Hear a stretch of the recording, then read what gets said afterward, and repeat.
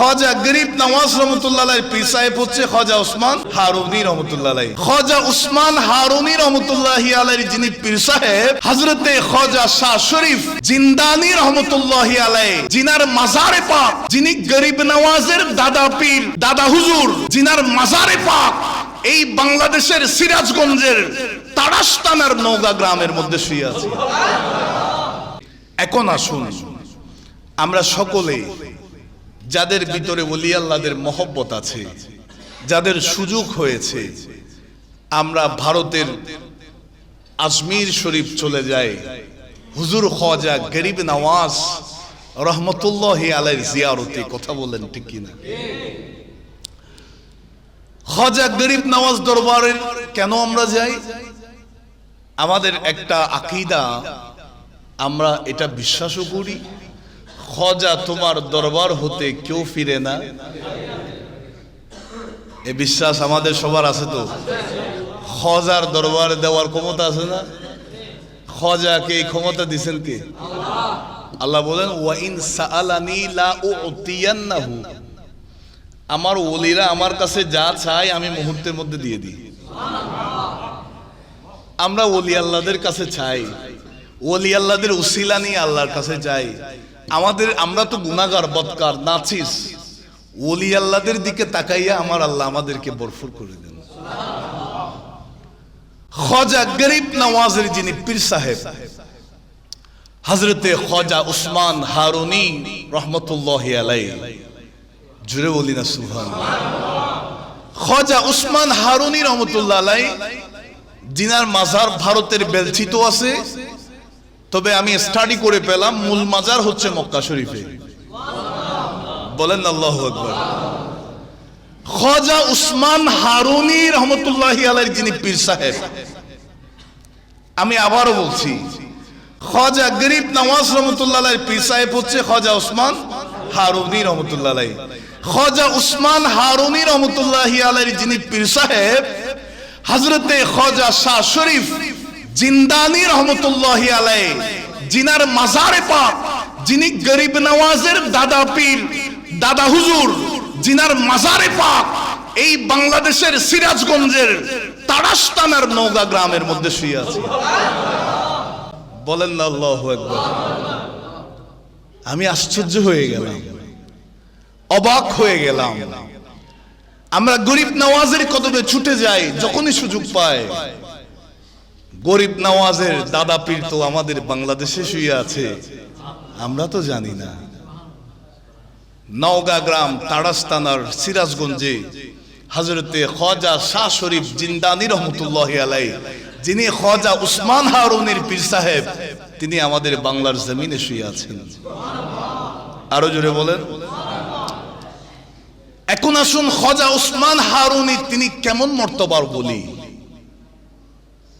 ৭৯ জন কাফের মনে মনে খেয়াল করেছে, বৈঠক করলো, খাজা উসমান হারুনি তো নিজেকে বড় আল্লাহর ওলি দাবি করছেন, সবাই তিনাকে বড় আল্লাহর ওলি হিসাবে চিনেন, মানেন। চলো আমরা তিনার কাছে রাতের বেলা যাই, দেখি তিনারে আটকাইতে পারি কিনা। ৭৯ জন কাফের বলে আমি বলবো যে আমার এটা খাইতে মন চাই, আরেকজন বলে আমি এটার কথা বলবো। এভাবে ৭৯ জনে ৭৯ রকমের খাবার ঠিক করেছে। খাজা উসমান হারুনিকে বলবো আমাদের এই খাবারগুলা খেতে ইচ্ছা করছে। আর একটু জোরে বলেন। খাজা উসমান হারুনির কদমে গেল, সবাই বসে আছে। খাজা উসমান হারুনি রহমতুল্লাহ আলাইহি তিনিও আছেন। আল্লাহর কাছে দোয়া করলেন। ৭৯ জনে একজনও কোনো খাবারের কথা এখনো বলেন? ৭৯ জন আল্লাহর ওলির কাছে, আল্লাহর কাছে দোয়া করে ওই বসে আছে ওলির দরবারে। খাজা উসমান হারুনি হাত তুলেছে, আল্লাহর কাছে দোয়া করছে। হঠাৎ করে গায়েবী ভাবে আসমান থেকে খাবারের সেখানে বিশাল এক দস্তরখানা বসে আছে। ৭৯ জন যেই খাবার মনে মনে খেয়াল করেছে, খাজা উসমান হারুনি দোয়া করেছেন, সেই ৭৯ প্রকারের খাবারের সেখানে ব্যবস্থা হয়ে গেছে। আরো জোরে বলেন না। এই ৭৯ জন আশ্চর্য হয়ে গেল। আমরা তো মনে মনে খেয়াল করেছি, মুখে তো বলি নাই। ইনি তো সত্যিকারের আল্লাহর ওলি। খাজা উসমান হারুনির জবানে কলমা পড়ে সেই মুহূর্তে ৭৯ জন কাফের ইমানদার হয়ে গেছে। ওলি আল্লাহরা মুসলমান বানিয়েছেন সেভাবে, অস্ত্রের হুমকি দিয়ে নয়, হাতিয়ার দেখিয়ে নয়, তলোয়ার দিয়ে নয়। আল্লাহর ওলিরা তাদের তলোয়ার ছিল তাদের জবানে পাক। কথা বলেন ঠিক কিনা? এখন চিন্তা করে দেখেন, মুরিদ যদি এত পাওয়ারফুল হয়, তিনার পীর সাহেব হযরতে খাজা শাহ শরীফ জিন্দানী রহমতুল্লাহি আলাইহি আমাদের বাংলাদেশে যিনি শুয়ে আছেন, তিনি কেমন পাওয়ারফুল হতে পারেন? তিনার জীবনী স্টাডি করে দেখলাম, বুখারা শহরের অন্তর্গত জিন্দান নামক এক শহরে তিনি দুনিয়াতে আগমন করেছেন।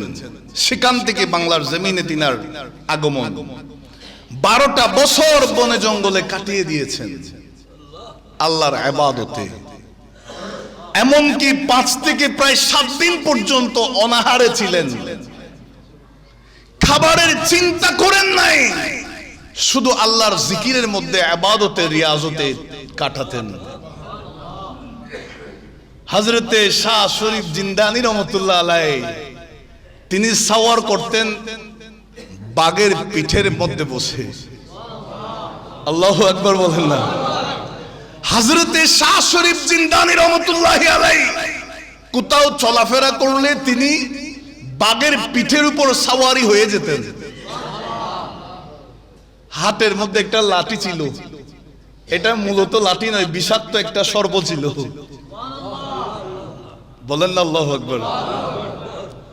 সে সময়ের বাংসিং নামক এক জালেম রাজার সাথে যুদ্ধ হয়ে তিনি সেখানে ইসলামের পক্ষে বিজয় লাভ করেছেন, ইসলামের পতাকাকে উড্ডীন করেছেন।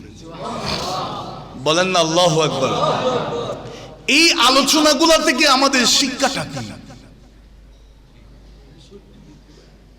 আমাদের শিক্ষা হচ্ছে, আমরা ওলি আল্লাহর সামনে বেয়াদবি নয়, আমরা অনুগত হয়ে যাব। কারণ ওলি আল্লাহদের প্রাণীও অনুগত ছিল। সুবহানাল্লাহ বলেন না। হযরতে শাহ মখদুম রূপস রহমাতুল্লাহ আলাইহি জিনার কথা বলেছি, ইতিহাস সাক্ষ্য দিচ্ছে প্রতি সোমবার এবং শুক্রবার তিনার মাজারে নাকি 2টা বাঘ আসতো। বলেন না আল্লাহু আকবার। তিনার মাজারে কয়টা বাঘ আসতো? সোমবার এবং শুক্রবার। কোনো মানুষের ক্ষতি করতো না। দুটোটা বাঘ এসে তাদের যে লেজটা আছে ওই লেজ দিয়ে মাজার ঝাড়ু দিয়ে তারা সেখানে এভাবে ঘোরাঘুরি করত, আবার সেখান থেকে কিছুক্ষণ অবস্থান করার পর আবার চলে যাইত। বাঘ, কুমির, মাছ, যত প্রাণী আছে, সর্প, এগুলা আল্লাহর ওলিদের অনুগত হয়ে যায়। জোরে বলি না সুবহানাল্লাহ। কারণ ওলি আল্লাহরা নবীর গোলামি করেছেন। আল্লাহর নবী যেই সুন্নাহ আমাদেরকে যে তরিকা দিয়েছেন, ওলি আল্লাহরা সেটাই বাস্তবায়ন করেছেন। সুবহানাল্লাহ বলেন। আল্লাহ পাক আমাদের সকলকে বোঝার এবং আমল করার তৌফিক দান করুন।